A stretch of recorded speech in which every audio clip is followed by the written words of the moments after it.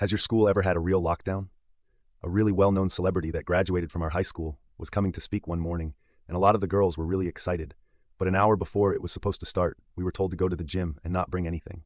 When I walked in, there were police dogs and officers searching everybody.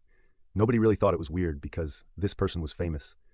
But when everyone was inside the gym, we were told we weren't allowed to leave. This is when it started to seem weird. And after a while, some people were asking to go to the bathroom.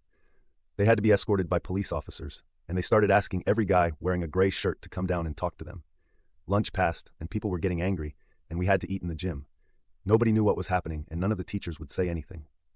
More cops kept showing up to talk to people, and wouldn't let anyone leave. One guy tried to fight one of the cops when he wouldn't let him out, and they actually arrested him. It was past the end of school, and still nobody was allowed out of the gym. Parents couldn't pick us up either, because they couldn't even come on the property. Apparently, the entire school was surrounded, and everyone was getting really mad. So, our principal finally told us what was going on. She sounded really on edge and told us the police were searching the school because there was a bomb threat in one of the bathrooms.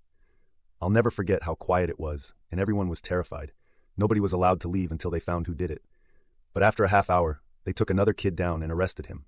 We all knew it was him because we were allowed to leave after. But it was surprising because he was one of the popular guys. Everyone knew this was super weird for him. But the next morning, we found out what happened, and nobody could believe it. They looked through the cameras for the entire day because one of our older teachers had heard a boy in a gray shirt say something in the hallway. Turns out he completely misunderstood what he meant when he overheard him telling another boy that he was going to blow up the bathroom later that day. Don't just watch, subscribe.